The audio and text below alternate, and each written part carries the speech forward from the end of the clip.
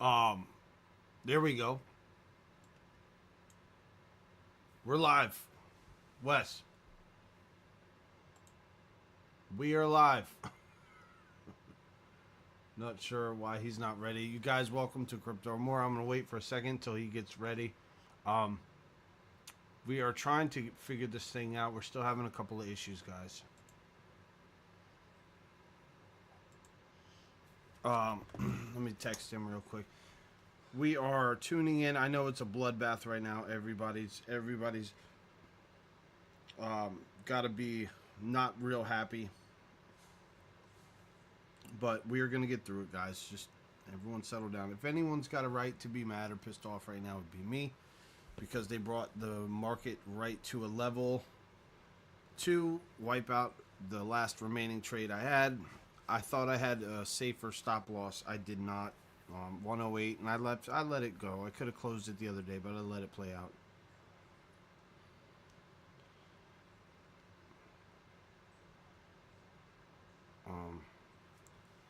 So yeah, absolute bloodbath right now. I know, guys. I know. Just bear with me 1 second here. Getting it all set up for you.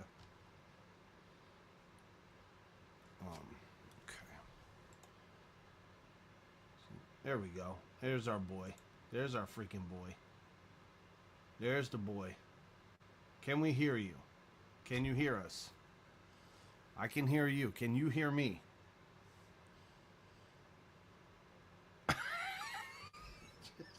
Man, I've been so excited to come There you are. God, on the I thought it stream, was, dude. I thought you And were, like nothing's happening with my screen, bro. I I can can't see see. nothing. We see you. We hear you. That's all that matters, brother. We see you. We hear you. You are here with us. Thank God. Okay, now It's you good to see do the, everybody, though. you do Y'all have the a good intro night. now. You do the intro, because I completely screwed it up as always.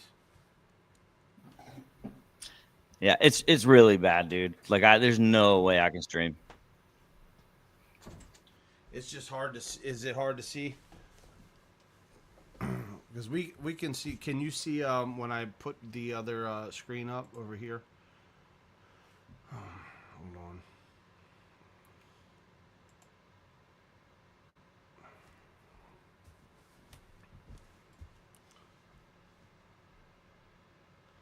Yeah, we're getting the spinny wheels again, which really sucks. Man. I don't know what is going on with that, because, we got fairly good internet and halfway decent equipment. I mean, I plugged into the router and I was having trouble. Reached out to the tech support over at StreamYard trying to get some answers from them, and we just haven't been getting it, guys. So I apologize for that. Still going to look up some charts, man. We're going to do what we can. Hopefully Wes can join back in. I'll just tell him to keep trying.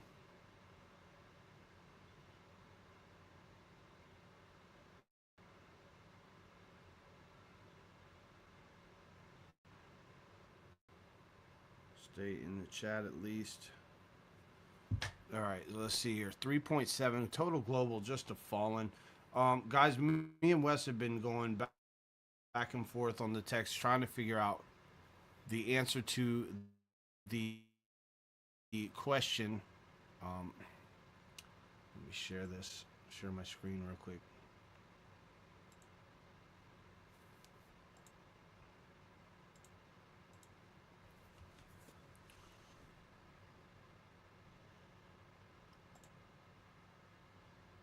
That's not what I want. That's the one I want. All right. So I'm not even going to mess around, guys. If you follow us, if you watch the channel, if you're not a noob, you've been in the Crypto Remora scene, you know that Sierra likes to take a look at the total global market cap. Back to what I was saying, though, Wes and I both back and forth all day in the chat with GMB, just trying to make sense of what the hell's going on. What is freaking happening? Why have we not had an altcoin run? Why did we not have the altcoin run that we should have had any freaking way? And is it over? Is the bull market over with? Pack it up. Time to go home. I quit. Time to throw shit. start throwing shit around. I mean, what is it? Is it? I feel you guys' pain and anger, but what I'm trying to say is, I don't think this is the top. And I don't think last week was the top. Wes somewhat is 60-40, I believe, is what he said. His official numbers were, meaning 60% bull run still. So there's a glimmer of hope still, even on the bearish side from Wes. I'm more on the bullish side, which is not always the case. And Wes is slightly on the bearish side, but he's still 60-40. I don't know. Those numbers may have changed since this afternoon, but that's where he was earlier. But let's look at total global market cap, guys. I'm not going to bullshit around. Let's look at what we're getting into here first. No point in just not looking at information. Let's look at what we got. Okay, so on the daily, if I just look at the daily, actually not bad because the worst of it's already over, right? The worst of it's already over. Worst of it was falling from 4 or 3.8 down to almost 3.8. I mean, good Lord. I mean, that is one hell of a fall, man. I mean, that is, well, okay, it's not as bad as it seems, but it's pretty significant on the daily. You can't ignore that. It was definitely a wipeout. But when you look on the weekly chart, something positive tends to come up here on the weekly, right here, 3.787, okay? Which could mean this could be a potential double bottom here, which is actually a good, a bullish sign. Is it going to happen? Is it going to play out? I don't know. But we do need to hold above this number here, 3.787. I would like to see us hold above that, which 3.787. Let's see where we are now.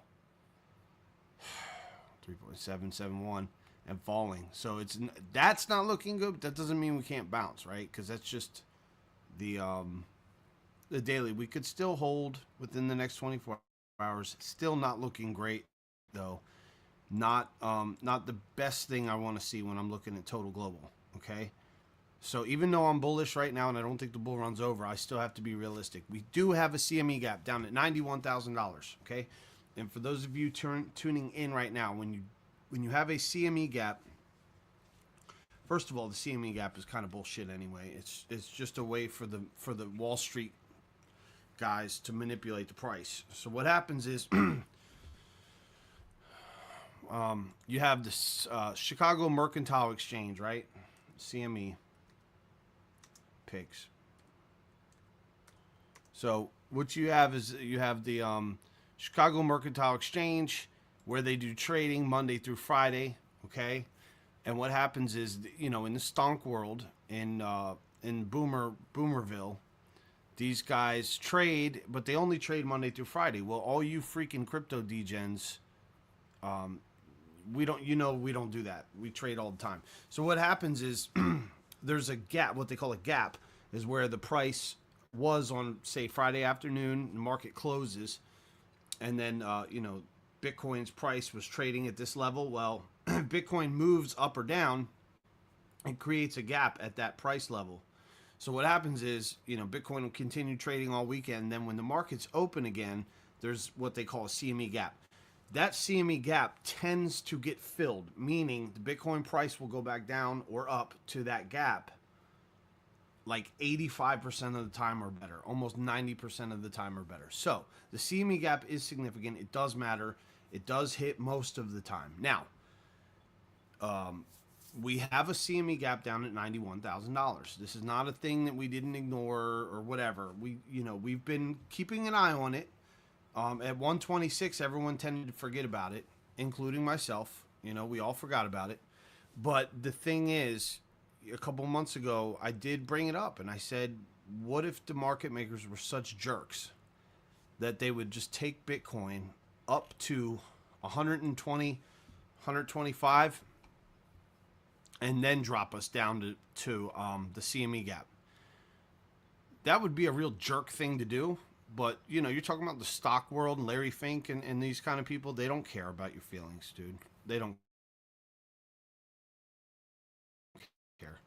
CME gap, just for reference, is right around, isn't that interesting? Right around a whale blip. These whale blips, these little angled little spikes after a mega move, that's a whale blip right there. Boom. 93,000 is a whale blip. So let's find a little closer to 91. Probably over here. Yeah, that's 90,000, 91,000-ish. I just heard Wes pop back in. Let me see if we got him. Let me see if I can add him real quick. Yo, Boom. Yo, can, what is up, man? can you hear Okay. me? Does my sound okay? No, you're good, man. We can hear you. The only thing is on the bottom of the screen, your picture is a little jacked. Me and you's picture aren't even, but that just could just be because of the camera. Not a big deal. At least we can hear you. We can see you. That's what matters, man. What is going on? Nothing, man. I'm good, dude. I'm just excited to be here, excited to be back, excited to look at the charts today, man. Like, yeah, it's pretty painful to look at right now, man. But we've had a plan this entire time. We've talked about this scenario this entire time. So, if you've been watching the Crypto Remora, man, like this is not like we've been expecting this, right?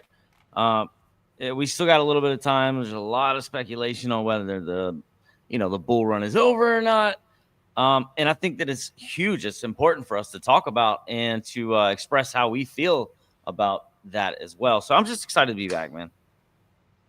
So guys, make sure you smash like and do all that good stuff to support the channel. But let's get back to it because I know everybody's in a serious mood. So Wes, just what you missed a second ago, basically all I'm going over is the fact that there was a CME gap down at 91,000. We were both aware of it.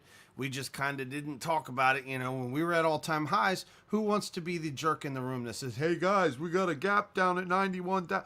Nobody wants to be that guy at the party, right? But the reality of the situation is, even myself, I entered longs. I got super bullish to the moon. Biggest liquidation in history happens, of course. But here's the thing: if CME gaps get filled 90% of the time, or whatever it is, it's astronomically high. I was just telling them, Wes, the whale blip down here on the chart is around 91,000, right about here. That's 90,600, but that's close enough. So that gives you a reference point to where that would take us. And in all reality, is at the end of the world, if Bitcoin were to come back down to 91 and take the CME gap out right here, just get it over with, right? Because we know we need to close it. And there's another interesting thing here that I want to bring up. Two interesting things. The first thing is, yes, the CME gap always tends to play out. The second thing is, next year, the Chicago Mercantile Exchange is not... they're going to do 24-hour day Bitcoin trading on spot. So what's going to happen when the Wall Street guys go, "Oh, you mean we can't have our CME gaps anymore?" No, you jerks. You can't have that gap no more. And then we don't have to worry about this. But in the meantime, they've got 3 more months-ish to play more games. And that's what whales do, you guys. They play games. And I did say this. God is my witness. Wes, you are my witness. I did say this. I said, what a jerk move it would be of the market makers if they were to take us all the way up to 120 to take that liquidation level that was on the heat map and then bring us down to that CME gap. I said it one time only, though, but I did say it. I said that would be a jerk move of them to do. Now, am I saying that that's what's happening 100% and that this isn't the start of the bear market? No, I'm not saying that. But if you had to ask me my numbers right now, I'm like 80% certain that's what's happening. I'm almost 90% certain that I think that was a wash up to the top, take out the liquidation, then they're going to go down to the 91K, they're going to close that gap, and then they're going to let it run, baby, because then they made triple their money anyway. Think about this. If Larry Fink and all these guys just sold all their customers all these iBit shares and sold all this Bitcoin and all that shit for that, for that 126 down to 80, and then what, are we in a bear market to $60,000? I don't think so, dude. I don't think so. But what they would do is they would run it up to 126, flush it down to, say 90,000, 88,000, and go, well, these are very volatile markets, and that's why, it's good to have us, and, blah, blah, blah. And then it goes back to normal, and then they come in like the heroes, and they say, see, we told you it was a good asset. All the meanwhile, Larry Fink and BlackRock and all these guys are just pumping the market up, betting long. They're pumping it down, going short, and then they take the CME gap out, and then they finish. They've literally manipulated the markets for the last 5 to 6 months, and they will continue to do it into the next months. My thesis is not a super cycle thesis. My thesis is a Wall Street manipulation thesis that they've done this, and I don't think that they're going to crash it down. And I don't think we're going into a bear market. Now that's the bull case. That's my defense. I think we're going to hit the CME gap, and then we're gonna go sideways for a minute, and then we continue up, possibly into the new year with rate cuts and everything. I think we continue to have an upward cycle, but that's my piece. I'm going to let Wes tell you the bear case, because, me and Wes are kind of on opposite sides on this thing, which is good, because now you can hear both arguments. You've heard my arguments. Now let's listen to Wes's case. What's the bear case? Like what? And by the way, my bear line in the sand is 88K. If we start falling below 88K, then I'm going to say, okay, all right, well, shit, I don't know. I like that. That's my line in the sand where I'm like, all right, I'm going to shut up. Maybe it is a bear market, but that's my number. So, but let's hear what Wes has to say, guys. He's been off the channel for a minute. Let's hear your cross-examination, sir. I mean, dude, I think a lot of what you said is correct, man. Like, we invited these guys to come into the markets, and they played dirty, dude. They're not, it's definitely a different cycle, but I think we get that every single cycle, right? Everybody, it's different this time, because there usually is a new element that comes into it, right? This time it happens to be the ETFs, institutional adoption, and all that stuff. But listen, I've been talking about October for the last year. So this is, so it's not, I think I called for 140 I thought that 140 was going to be the top. And I've been calling for October at the latest. October goes to 31 days. October has 31 days. We're at 16 days right now into it. So we're halfway there. We've gotten rate cuts. So we still got time. That's why I was saying that, because we still got time, dude. So whether or not that was the top or not, I think we are very freaking close, man. Very close. And I'm only basing that on just what previous cycles have done, from data from previous cycles. So I'm not like, it's just strictly that. It's not emotion. As a matter of fact, I've been staying off of X just so it doesn't cloud my brain. You know what I mean? So I can make my own determination on whether this is oversold, overbought, top market, what it is. So I haven't been getting any influence on it. This is just strictly what I believe. And we have 2 more weeks left. We have another rate cut coming. The China stuff, man, the tariff stuff, that's going to get dealt with, dude. And I think that when all this stuff happens, we got 2 weeks left. Boom. I do think that we at least go to 140. And we really can't say, like, we're not going to know whether we're in a bear market or not until it happens, right? Until we're down to like 70,000, 74,000. Yeah. So it's a bear market, guys. Right. Yeah. It was literally 3-4 months in last time where we finally said, okay, we're in a bear market, dude. We're not going to hit 100K. Let's just accept it and move on, But it probably took a little longer than that, to be honest with you. So just basing it off of that in our charts, there's a lot of things that are conflicting, especially with the indicators that we're looking at. But again, there's 31 days, man. We still got another 16 days left. So let's see, man. Yeah, I do think that 108 between 107 to 110, there's a lot of support there. We're hitting that area. Let's see if it holds up. If it doesn't hold up, then we'll start looking at some lower levels. But right now it's holding up. So I feel good about that. I will say this.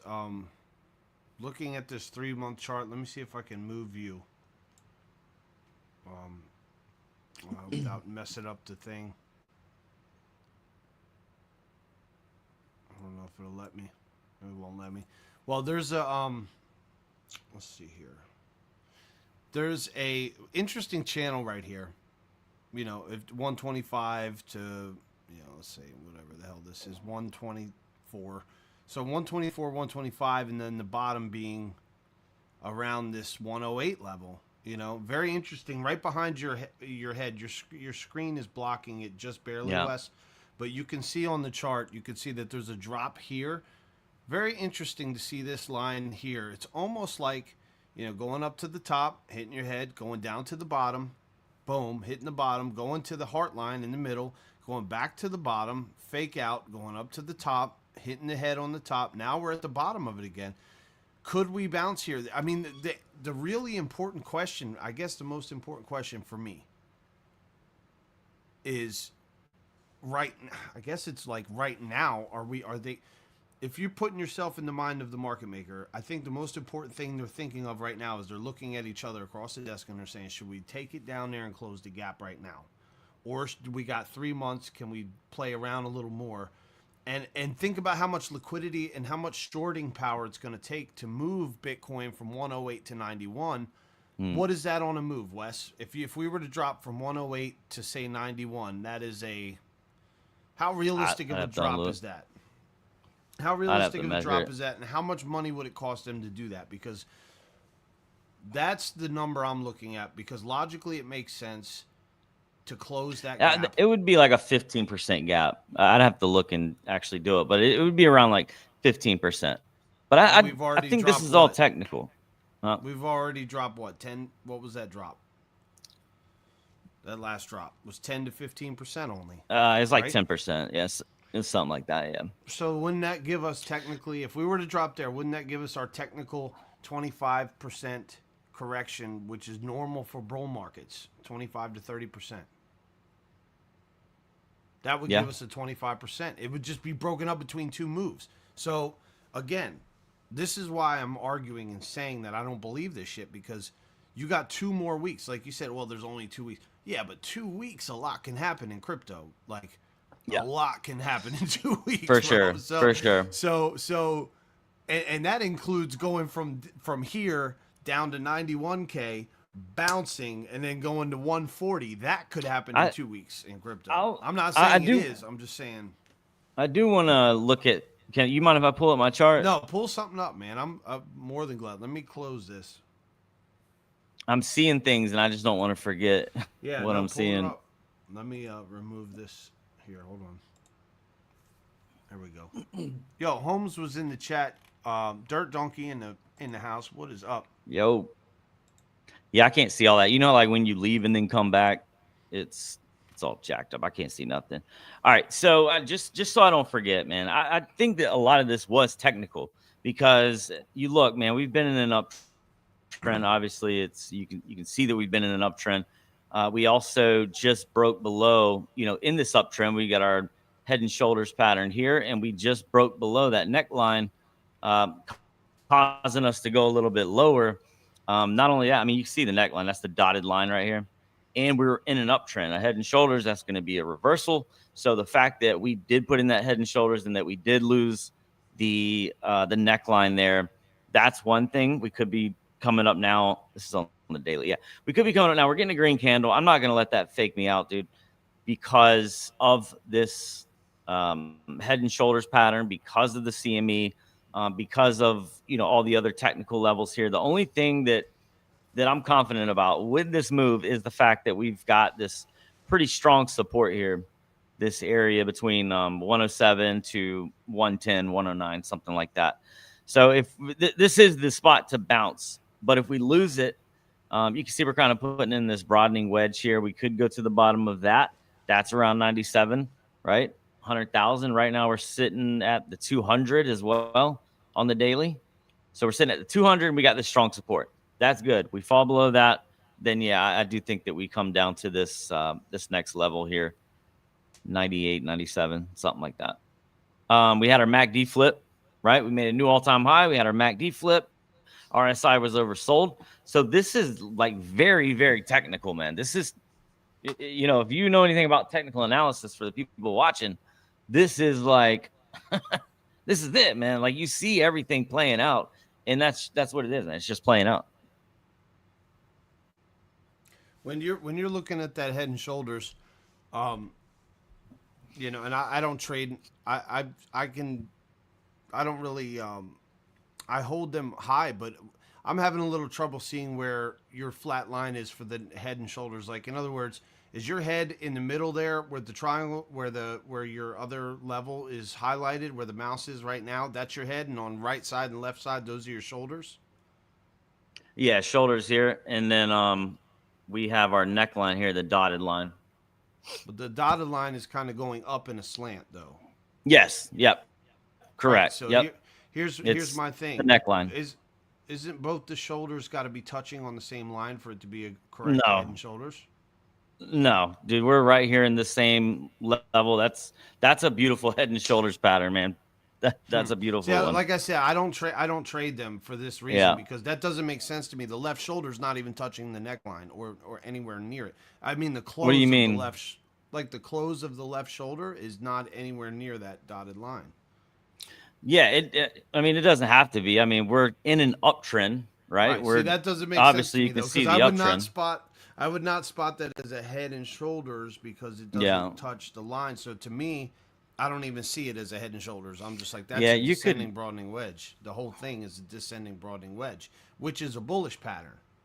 That's what Yeah. I see. That's what I'm seeing. But Yeah, I I'm see. not I good at see. I see trading. what you're saying. Yeah, yeah, I I'm see what not you're good saying. at trading head and shoulders, so don't take that with a grain of salt. That's why I was asking you because Right. every time I try to trade head and shoulders, I go, that shit don't make no sense. Like, where's Yeah, the if shoulders not touching? yeah, we have our general direction, man, coming up. I mean, and then we've already broken below our neckline. You know what I mean? So this is the text. It's textbook.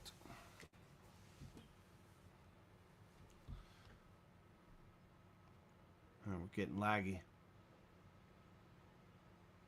Oh, come on. I don't know if that's on my end or your end, Wes. We're getting laggy.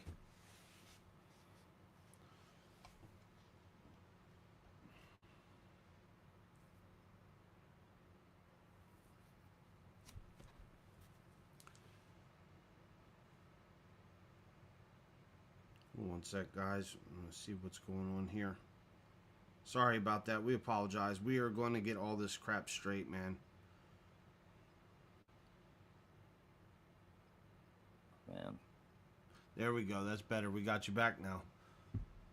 Okay, You did? so we lost you where it said this is textbook. So what I was thinking, you Oh, were saying yeah, this is textbook head and shoulders, right? That's where you were going with that. Yeah, we've got our neckline here, and we've just broken below that. But I mean, we're sitting at pretty strong support, man. We're in oversold territory. The MACD is still like right at its threshold. The signal and the MACD are on opposite sides of that threshold. So I mean, we could have some more downside, and that's why I'm eyeing, this level down here for this broadening wedge to possibly play out. Not only that, I mean, we're if you're looking at this from an Elliott wave theory, I mean, you can see that this is our first impulse correction, and then now we're starting our next impulse wave that could bring us back down to that level as well. So here's the thing, man, because I don't want to. There's no way to sugarcoat this. Basically, if we don't have the bounce, it don't look like we're having the bounce. It doesn't look like anyone really cares about us or our bags or our sentiment. No one really gives a crap.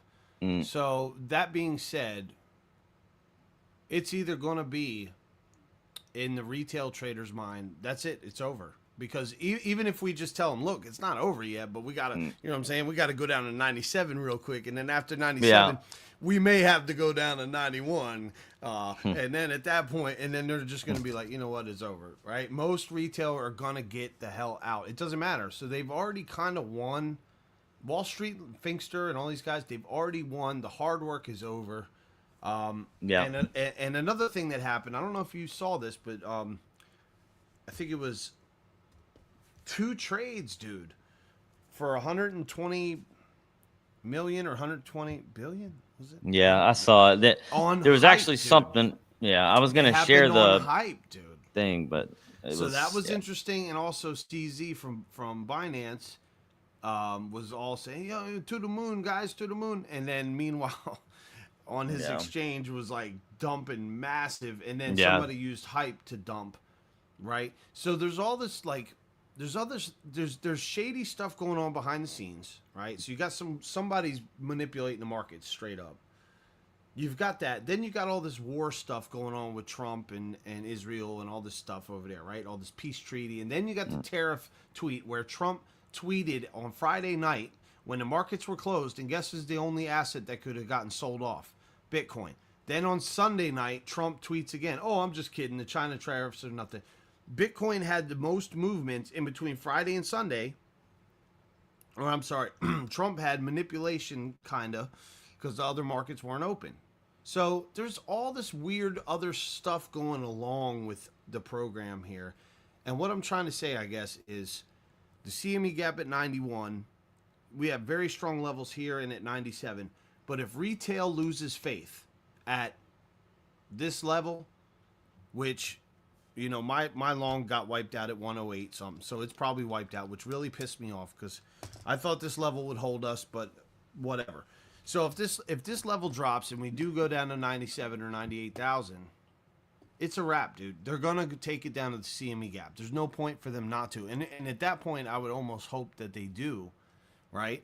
But I still, for whatever reason, call me hard-headed, call me stupid, I still don't see this as the beginning of the bear market. Then again, I didn't see the beginning of the bear market last time either. So, right. But I just, for the life of me, Wes, the timing of shit and the way it's adding up and the way it's being played out doesn't make any sense at all. Like, yeah, I don't know, dude. None of our indicators were overheated. We never had a blow off top, and don't all bull markets end with a blow off top?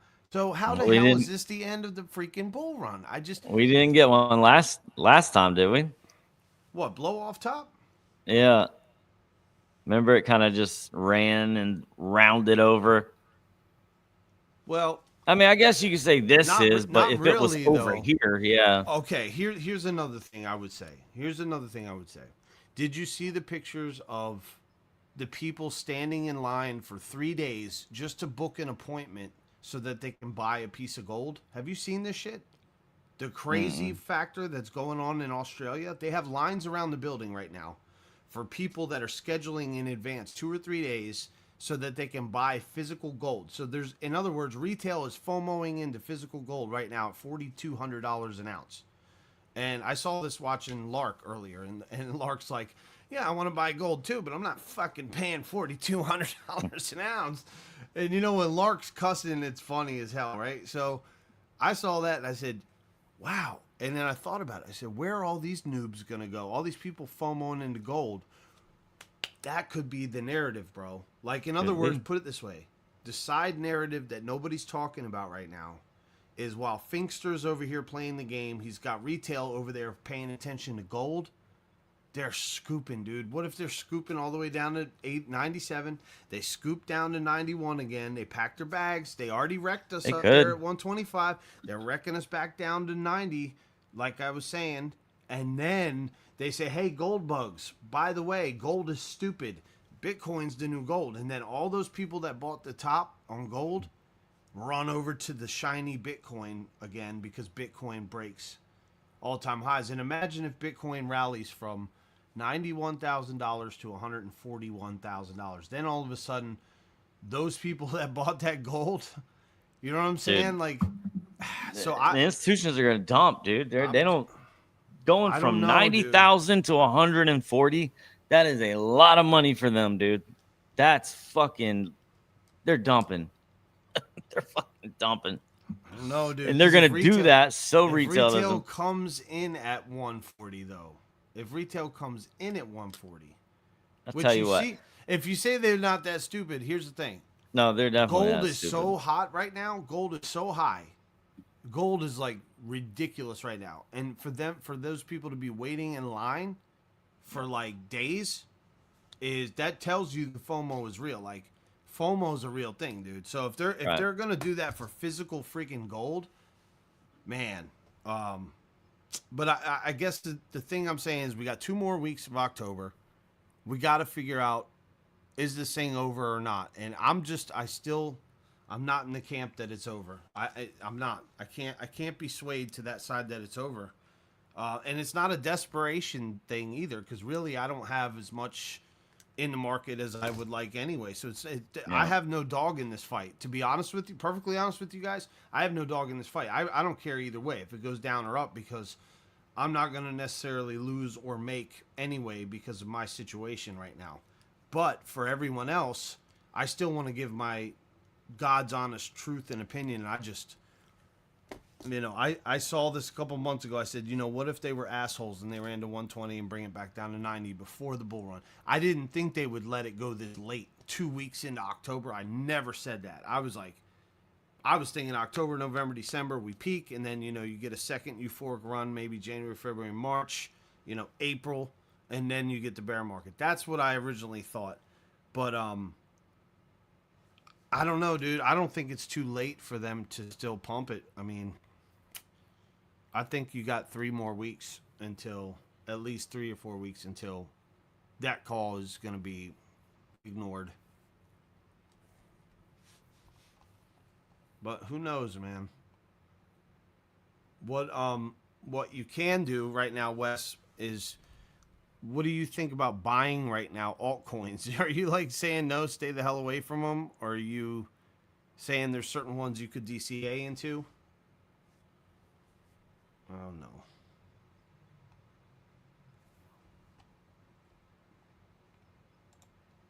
Hold on.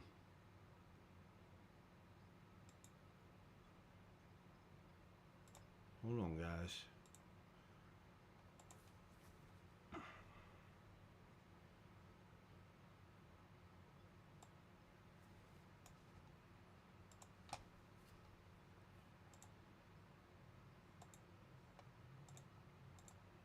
Bring this up. We're getting lag again. We're going to get him back in here.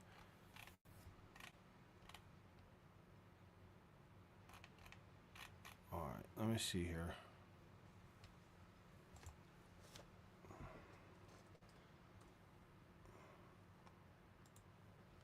Yeah, if you guys are tuning in, hit the like and subscribe button. I don't know why that says we're not following. We should totally be following him.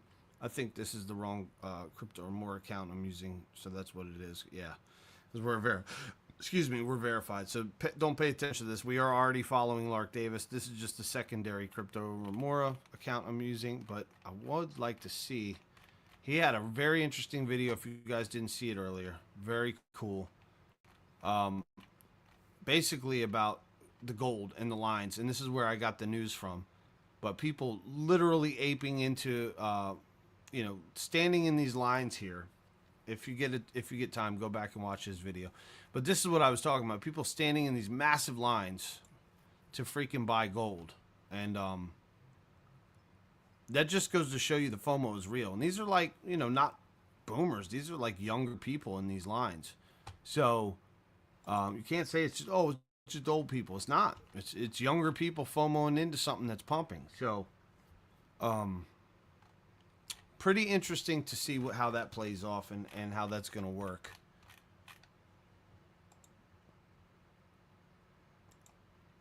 Let me close this out here. I don't even want to look at alts, but I guess I will because, you got to be a trooper, right?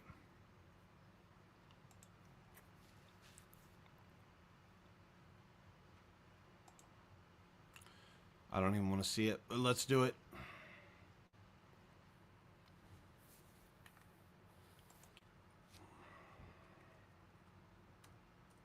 Let's take a look, see where it is.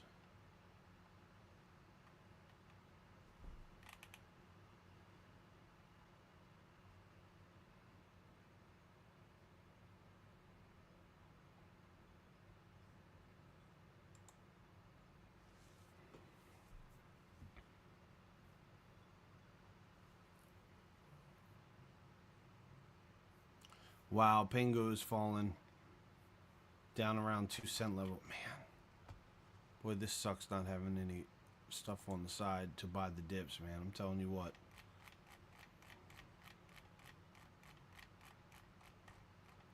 This would be the retest, 1.5 cents. Guys, I mean, this is the elevator we took earlier, This is the elevator. Now we're taking the steps back down, paying the dues. We're at the halfway mark. We already hit the halfway mark, right? But it looks like she may want to come back down. I mean, this would be the retest zone here.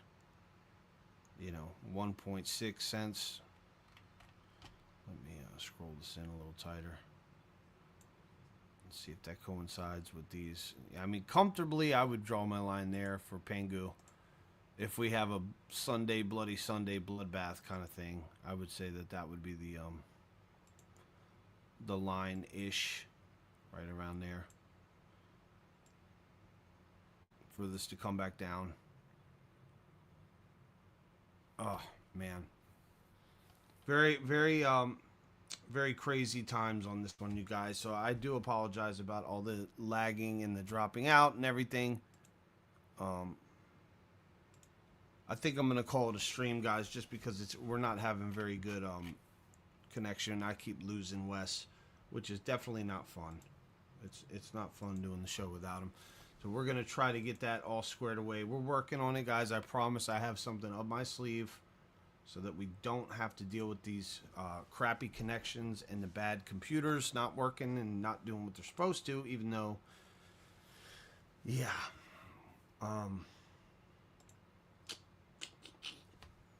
Yeah, so tune in next week, guys. We're going to do it again next week. We'll have our shnikes together by that time.